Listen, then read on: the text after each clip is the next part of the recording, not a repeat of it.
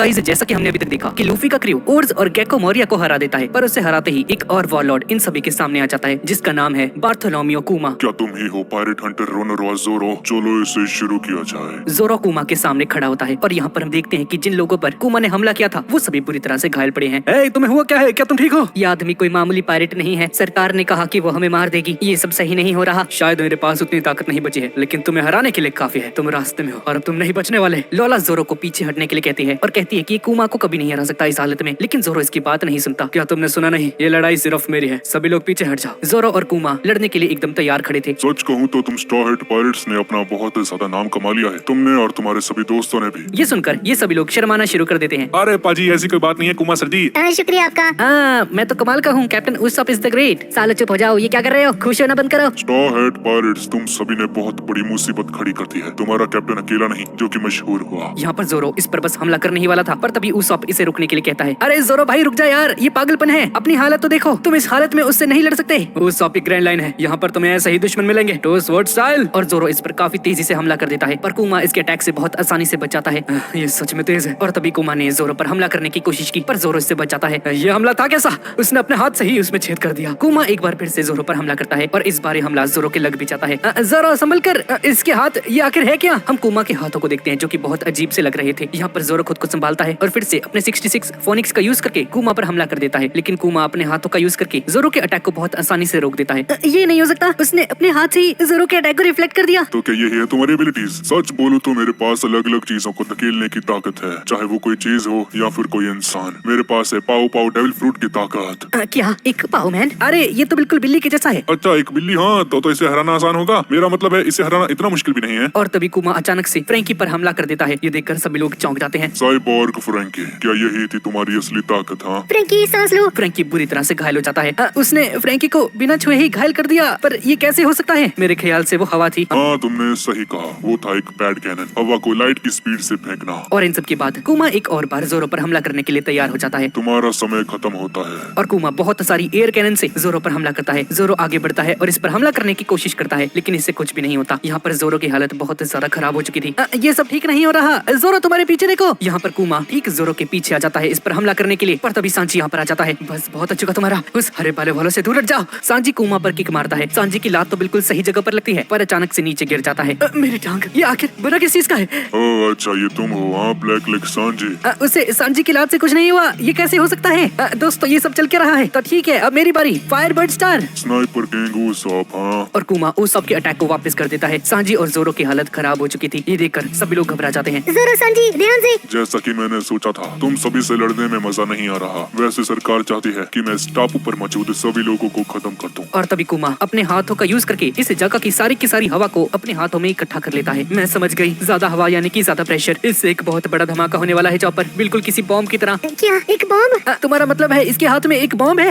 एक बॉम्ब, हाँ लगता है हम सब मरने वाले हैं। मेरी बात ध्यान से सुनो। अगर तुम चाहते हो कि मैं तुम सभी को जाने दूं, तो बस मेरा एक काम कर दो। अगर तुम अपने कैप्टन स्ट्रॉ हैट लूफी को मुझे दे देते हो, तो मैं तुम सभी की जान को बख्श दूंगा। ये सुनकर सभी लोग गुस्सा हो जाते हैं। अच्छा, तो तुम हमें नहीं मारोगे? हाँ, अगर हम लूफी को तुम्हें सौंप दे तो तुम चाहते हो कि हम अपने दोस्त को धोखा दे? हाँ, तुम चाहो तो हमें मार सकते हो, पर हम लूफी को धोखा कभी नहीं देंगे। जैसा सोचा था बिल्कुल वैसा ही हुआ। ठीक है, मरने के लिए तैयार हो जाओ। और कुमा इस अजीब सी दिखने वाली चीज को आगे कर देता है, जिसे देखकर सभी लोग डर जाते हैं। उसने उसे छोड़ दिया। तुम सभी का मरने का समय हो चुका है। ये है कुशाशा। और तभी पूरे के पूरे थ्रिलर पार्क में एक बहुत बड़ा धमाका हो जाता है, जिसकी वजह से सारी चीजें टूटकर नीचे गिर जाती हैं। सभी लोगों की हालत खराब हो जाती है और पूरा थ्रिलर पार्क तहस नहस हो जाता है। कुमा आगे बढ़ता है लूफी की तरफ और लूफी को बस उठाने ही वाला था, पर तभी ज़ोरो बीच में आकर कुमा पर हमला कर देता है। तुम किस मिट्टी के बने हो? क्या तुम एक साइबॉग हो? पर ये नहीं हो सकता। कुमा अपना मुंह खोलता है और ज़ोरो पर तेजी से हमला कर देता है। तुम बने किस चीज के हो? तुम साइबॉग नहीं लगते, लेकिन कुछ उसी के जैसे लगते हो। मैं हूँ गवर्नमेंट का एक इंसानी पुतला। मुझे बनाने वाले का नाम है डॉक्टर वेगापंक, एक जीनियस साइंटिस्ट। उसका मुकाबला कोई नहीं कर सकता। उस इंसान की सोच नॉर्मल इंसानों से 500 साल आगे की है। मैं समझ गया, तो उसने तुम्हें एक कमाल की बॉडी दी है। हाँ, और साथ ही तुम एक डेविल फ्रूट यूजर भी हो। वैसे लगता है अब इन सबसे कुछ नहीं होने वाला। जैसा कि तुम देख सकते हो, मेरी बॉडी और काम नहीं कर सकती, लेकिन तुम लूफी को ले जाए बिना यहाँ से नहीं मानोगे। हाँ, तुमने सही कहा। लूफी के बिना मैं यहाँ से नहीं जाने वाला। ठीक है, मैं तुम्हें सर दूंगा, लेकिन लूफी का नहीं। अपना लूफी की जगह मेरी जान ले लो। हाँ, मैं मानता हूँ मेरे ऊपर अभी इतनी बाउंटी नहीं है, लेकिन मेरा सपना है दुनिया का सबसे ज्यादा खतरनाक तलवारबाज बनना। एक सेकंड, तो तुम मरना चाहते हो, वो भी किसी और के लिए, जबकि तुम्हारा खुद का एक सपना है। अगर इस समय को रास्ता है तो यही है। मेरे सपने का कोई मतलब नहीं अगर मैं अपने कैप्टन की जान को नहीं बचा पाऊंगा। और हाँ, लूफी एक दिन पायरेट किंग बनकर ही रहेगा। और तभी सांजी बोलता है कि जोरो क्या तुम पागल हो चुके हो? अगर तुम ही मर गए तो तुम्हारे सपने का क्या होगा? ओए तुम मेरी बात सुनो, मैं नहीं जानता कि तुम कौन हो, पर उस हरे बाल वाले की जगह मेरी जान ले सकते हो। तुम्हारी सरकार मेरे बारे में इतना नहीं जानती है, लेकिन मैं इस क्रू का सबसे ज्यादा खतरनाक आदमी हूँ। मैं हूँ ब्लैक लेग सांजी। कहता है सांजी अपनी बकवास करना बंद कर, आगे बढ़ो और मुझे मार दो। और जोरो प्लीज सभी को मेरा अलविदा कह देना। और मुझे लगता है कि तुम्हें एक नया कुक ढूंढना पड़ेगा दोस्त। जोरो ये सुनकर सांजी को एक धक्का मारकर पीछे गिरा देता है। गधे कहीं कि तुम ये नहीं कर सकते जोरो। तभी सांजी नीचे गिर जाता है। यहाँ पर जोरो कुआं की तरफ आगे बढ़ता है। मैं भीख मांगता हूँ, उसे जाने दो। और अपनी दोनों तलवारों को आगे फेंक देता है। अगर मैं तुम्हें अभी नहीं मारता तो ये शर्मनाक होगा, मैं तुम्हारा कर्जदार रहूंगा। पर मैं तुम्हें नर्क दिखाकर ही रहूंगा। कुमा लूफी के अंदर से किसी चीज को बाहर निकाल देता है। ये चीज जो मैंने अभी लूफी के अंदर से बाहर निकाली है, ये इसका दर्द है। वो सारा दर्द जो इसे मौर्य के साथ लड़ते हुए महसूस हुआ। अगर तुम इसकी जगह लेना ही चाहते हो तो सारा का सारा दर्द अपने ऊपर ले लो। इस दर्द से तुम मारे जाओगे, तुम इसे अपने ऊपर ले लो। मैं तुम्हें इसका स्वाद चखाता हूँ। और कुमा जोरो की तरफ लूफी के दर्द का थोड़ा सा हिस्सा फेंक देता है। और ये लगते ही जोरो की हालत खराब हो जाती है। जोरो को बहुत ज्यादा दर्द फील होता है। मैं जानता था यही होगा। तो क्या तुम हार मानते हो? और कुछ देर बाद जोरो लूफी के दर्द के आगे खड़ा होता है। और जोरो धीरे धीरे करके लूफी के दर्द के अंदर चला जाता है। स्ट्रॉ हेड पायरेट्स के साथ ही कमाल के हैं, जैसी मैंने तुमसे उम्मीद की थी मंकी डी ड्रैगन। और यहाँ पर ये सभी लोग होश में आ जाते हैं। अरे हम तो जिंदा बच गए। लगता है उसे लगा होगा कि हम सभी मर गए हैं। लूफी भी ठीक हो जाता है। दोस्तों ये देखो मेरी बॉडी, मैं ठीक हो गया यार। अबे लूफी झूठ बोलना बंद कर, ऐसा नहीं हो सकता। तुम बहुत ज्यादा जख्मी थे और तुम बहुत ज्यादा दर्द में थे। ये कैसे हो सकता है? थोड़ी देर बाद सांजी होश में आ जाता है। ये क्या हो रहा है? जोरो की तलवार? ओ नहीं। और सांजी देखकर भागकर यहाँ से चला जाता है। सांजी भागकर जोरो को ढूंढने लगता है। वो गधा आकर चला गया। ये रहा। ओए जोरो तू यहाँ क्या कर रहा है? तुम्हें मालूम है मैं कितना ज्यादा डर गया था? और वैसे वो वॉरलॉर्ड कहाँ पर गया? और तभी सांजी ने जोरो को पास से देखा। ये क्या है? जोरो के आसपास बहुत सारा खून होता है।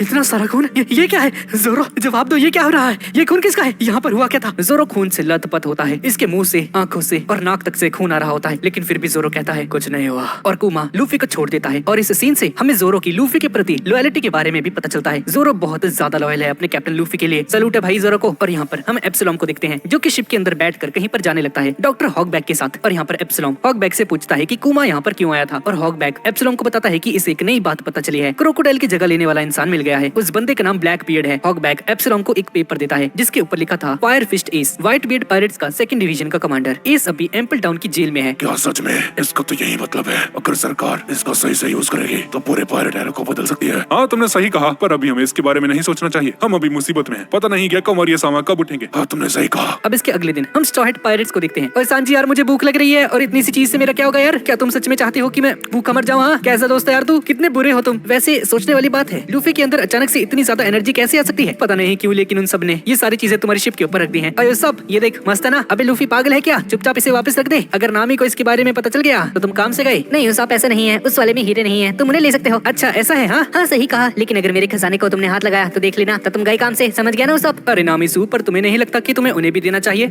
एक सेकंड, तुमने अभी मुझे क्या पुकारा? नामिसु? नामिसु? पर वो कौन है? पता नहीं कैसे मेरे मुंह से निकल गया। नामिसु कौन है? और मुझे ऐसा क्यों लग रहा है कि मैं तुम्हें पहले मिल चुकी हूँ। एक सेकंड में समझ गई, क्या तुम लौला हो? हाँ मैं लौला ही हूँ, पर तुम्हें कैसे पता? पर नामी लौला को गले से लगा लेती है। तुमसे दोबारा से मिलकर खुशी हुई लौला। क्या अभी इसने क्या कहा? वो खतरनाक सी सुअर से दिखने वाली लौला ये है? लौला क्या तुम मुझे भूल गई? ये सब मेरी तरफ से तुम्हारे लिए। अरे ये सच नहीं हो सकता। गाँव वालों सुनो, नामी अपना खजाना बांट रही है किसी और को, वो भी बिल्कुल फ्री में। अब इसके कुछ समय बाद हम सभी लोगों को देखते हैं जो कि आराम कर रहे थे। और लूफी और फ्रैंकी इन सभी लोगों के लिए खाना लेकर आते हैं। लूफी जोरो के बारे में पूछता है कि क्या वो ठीक है, और अंदर चॉपर इसका इलाज कर रहा होता है। जोरो की हालत बहुत ज्यादा खराब होती है। मैंने आज तक जोरो की इतनी खराब हालत कभी नहीं देखी। ऐसा लग रहा था कि जैसे ये मरने ही वाला है। मैं नहीं जानता कि आखिर जोरो के साथ हुआ क्या है, पर वो जो भी था बहुत दर्दनाक था। और तब ये दोनों काले चोर पीछे से चिल्लाते हैं कि क्या हम लोग बताएं जोरो के साथ क्या हुआ था? हमने शुरू से लेके एंड तक सब कुछ देखा था। पर तभी सांजी यहाँ पर आ जाता है। एक सेकंड मेरी बात सुनना यार, कुछ पूछना था तुमसे, है ना? और सांजी उन दोनों को कहीं दूर लेकर चला जाता है और इन दोनों को बुरी तरह से पीट देता है। और इन दोनों से पूछता है, हाँ बताओ मेरे बेहोश होने के बाद क्या हुआ था? जोरो की हालत कैसे हुई? हाँ तो सुनो, उस धमाके के बाद जब मेरी आँख खुली तो मैंने देखा कि कुमा ने लूफी के अंदर का सारा दर्द उसकी बॉडी से बाहर निकाल दिया। क्या उसका दर्द?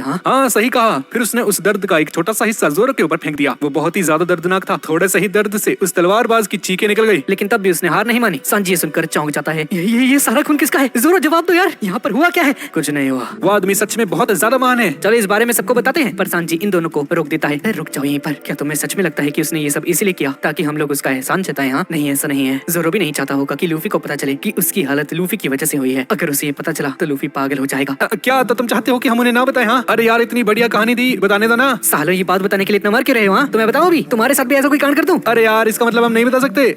सभी लोग ठीक हैं, बस यही मायने रखता है। पर ऐसा बोलकर सांजी यहाँ से चला जाता है। यहाँ पर रॉबिन ने भी ये सब कुछ सुन लिया। लिया। अच्छा तो ये बात थी हाँ। और यहाँ पर ये दोनों काले चोर लूफी के सामने आ जाते हैं और लूफी इनसे पूछता है कि तुम लोग कुछ बताने वाले थे, पर ये दोनों कहते हैं कि हमारी बात ध्यान से सुनो, सब लोग ठीक हैं, बस यही मायने रखता है। और इतना कहकर ये लोग भी सांजी के स्टाइल में यहाँ से चले जाते हैं। अरे भाई हम जा कहाँ रहे हैं? मुझे नहीं पता, बस चलते रहो। क्या इन्हें हुआ क्या है भाई, पागल वागल हैं क्या दोनों? इसके बाद ये सभी लोग दावत उड़ाना शुरू कर देते हैं। इतना सारा खाना, हाँ इस खाने को देखकर तो मेरे मुंह में पानी आ गया। पर एक सेकंड, मैं तो एक स्केलेटन हूँ, मेरे पास जीभ तो है ही नहीं। अबे गधे चुपचाप खाना खा ले। और ब्रूक और ये सारे लोग मिलकर डांस करने लगते हैं। और यहाँ पर जोरो इतना ज्यादा शोर होने की वजह से भी नहीं उठता है, ये अभी तक नहीं उठा। क्या ये ठीक है? अरे जोरो ये देख, दारू तेरे लिए, थोड़ी सी पी ले। और ये सुनकर नामी लूफी को एक पंच मार देती है। साले लूफी पागल हो गया? नामी यार कितनी गंदी हो तुम चाहती हो कि मैं जोरो के बिना दारू पार्टी शार्टी करूँ? हाँ। और यहाँ पर ब्रूक पियानो बजाना शुरू कर देता है, जिसकी वजह से सभी लोग और भी ज्यादा खुश हो जाते हैं। मुझे लगा तुम बस वायलिन नहीं बजाते होगे। हाँ नहीं ऐसा नहीं है, वैसे सच बताऊं तो मैंने भी वो सब कुछ देखा था सांची। तुम दोनों ने हमें बचाने के लिए जो कुछ भी किया, मैं उसके बारे में सोच भी नहीं सकता। तुम दोनों सच में कमाल के हो। सच कहूँ तो जो जोरो ने किया, मैं उसका मुकाबला भी नहीं कर सकता। नहीं ऐसा नहीं है, तुम दोनों के इरादे एक जैसे थे। क्यों, सही कहा ना। वैसे क्या मैं कोई गाना गा सकता हूँ? तुम बताओ कौन सा गाना गाऊं? हाँ क्या सच में एक गाना? हाँ अगर गाना ही चाहते हो तो करण औजला का। लेकिन उससे पहले ही ब्रूक गाना गाना शुरू कर देता है। इसके बाद लूफी ब्रूक से पूछता है कि क्या ब्रूक इसकी क्रू में शामिल होना चाहेगा? लूफी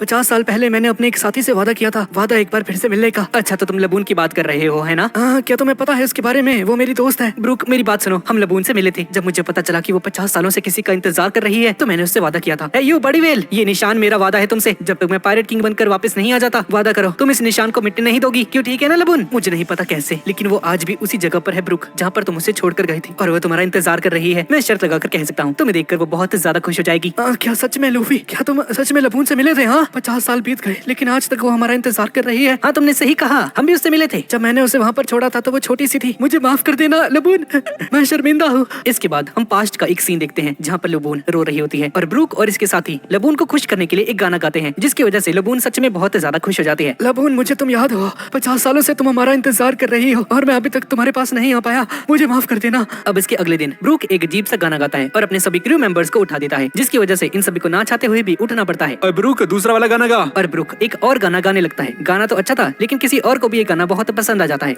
दोस्तों वो देखो, पर ये है क्या? अरे ये तो छोटी सी वेल है। हे तुम अकेली यहाँ पर क्या कर रही हो? और ये सुनकर ये छोटी सी वेल स्माइल करती है। अरे यार कितनी प्यारी है ना? ट्रैवल करते करते शाम हो जाती है, लेकिन ये वेल इनका पीछा नहीं छोड़ रही होती। जहाँ जाती है इनके पीछे पीछे आती रहती है। अरे वेल तुम यहीं पर हो अभी तक? आज से तुम्हारा नाम है लबून। अगले दिन एक एनिमी पायरेट शिप इन पर हमला कर देती है और ब्रूक के दो साथी नीचे समुद्र में गिर जाते हैं और तभी लबून इन दोनों को बचा लेती है। लबून तुम सच में कमाल की हो, तुम्हारा शुक्रिया। और लबून और ये पायरेट्स बहुत अच्छे दोस्त बन जाते हैं। लबून अभी सब लोग सो रहे हैं यार, मैं तुम्हारे लिए कल गाना गाऊंगा, ठीक है ना? और अगले दिन ये लोग दोबारा से लबून के लिए गाना गाते हैं। ये गाना सुनकर लबून खुश हो जाती है। बिल्कुल ऐसा लग रहा था जिससे लबून को उसकी फैमिली वापस मिल गई है। समय बीतता जाता है और इन सभी पायरेट्स और लबून की दोस्ती और भी ज्यादा गहरी होती जाती है। चाहे ठंड हो चाहे गर्मी, लबून और ये सभी लोग एक साथ रहने लगे। हे लबून आज हम पार्टी करेंगे। और तभी एक मॉन्स्टर लबून के पीछे आ जाता है और ये सभी लोग उस मॉन्स्टर को हराकर लबून की जान बचा लेते हैं। हाँ लबून क्या तुम ठीक हो? लबून ठीक होती है, शुक्र है तुम सही सलामत हो, मैं तो डर ही गया था। अब इसके बाद ये सभी लोग अपनी शिप को रोकते हैं और ब्रूक लबून से कहता है कि यहाँ पर 2 मिनट के लिए रुके, ये लोग बहुत ही जल्द वापस आ जाएंगे। अब इसके बाद ये सभी लोग डिस्कस करते हैं आपस में। हम इतने ताकतवर नहीं कि ग्रैंड लाइन में उसे बचा पाएंगे। लबून छोटी है और अगर हम उसे अपने साथ ले गए तो वो नहीं बच पाएगी। और ब्रूक लबून को समझाने की कोशिश करता है कि ग्रैंड लाइन बहुत ज्यादा खतरनाक है और वहाँ पर सर्वाइव नहीं कर पाएगी, लेकिन लबून ब्रूक के ऊपर पानी फेंक देती है। ये भी काम नहीं करा, माफ करना कैप्टन। ठीक है, लेकिन कुछ भी हो हम लबून को अपने साथ लेकर नहीं जा सकते हैं। और ये सभी लोग लबून को छोड़कर यहाँ से जाने लगते हैं। माफ कर देना लबून। और ये सब देखकर बेचारी लबून रोने लगती है। ये सभी लोग लबून को छोड़कर ग्रैंड लाइन की तरफ आगे बढ़ जाते हैं। ब्रूक लबून के जाने की वजह से बहुत दुखी हो जाता है और रोने लगता है। मुझे माफ कर देना लबून, लेकिन मैं तुम्हें ग्रैंड लाइन जैसी एक खतरनाक जगह पर नहीं देख सकता हूँ। कुछ देर बाद ये सभी लोग तेजी से रेड लाइन की तरफ आगे बढ़ रहे थे, पर ये सभी लोग एक समुद्री तूफान में फंस जाते हैं। सभी लोग ध्यान से, अब हम ग्रैंड लाइन में एंटर करने वाले हैं। क्या किसी ने लबून को देखा क्या? जी नहीं सर, वो एक हफ्ते से गायब है। पता नहीं वो कैसी होगी, अगर किस्मत में रहा तो उससे फिर से मुलाकात हो सकती है। ये सब छोड़ो, चलो ग्रैंड लाइन की तरफ आगे बढ़ते हैं। और इसके बाद ये सभी लोग रेड लाइन को पार करके रिवर्स माउंटेन की तरफ आगे बढ़ जाते हैं और कुछ दिन के सफर के बाद ये सभी लोग क्रोकस से मिलते हैं, जो कि एक लाइट हाउस का मालिक होता है। मैं हूँ यॉर्क के लंबर पायरेट्स का कैप्टन। वैसे सब कुछ तो ठीक है, लेकिन क्या वो वेल तुम्हारे साथ है? क्या आपने अभी एक वेल कहा? और पीछे थी लबून, जिसे देखकर सभी लोग हक्के बक्के रह जाते हैं। अरे ये तो लबून है। लबून तुम यहाँ क्या कर रही हो? मैं बहुत ज्यादा खुश हूँ, बहुत ज्यादा खुश। मुझे माफ कर देना। हे ब्रूक, चलो वो गाना गाते हैं। क्या सच में? हे लबून, तुम्हें भी वो गाना पसंद है ना? जिसे सुनकर ब्रूक एक स्माइल करता है और ये सभी लोग गाना गाना शुरू कर देते हैं, जो कि लबून का फेवरेट होता है। इसके बाद ब्रूक लबून को समझाता है कि अगर आगे गई तो इसकी जान को खतरा हो सकता है, लेकिन अगर अब तुम हमारे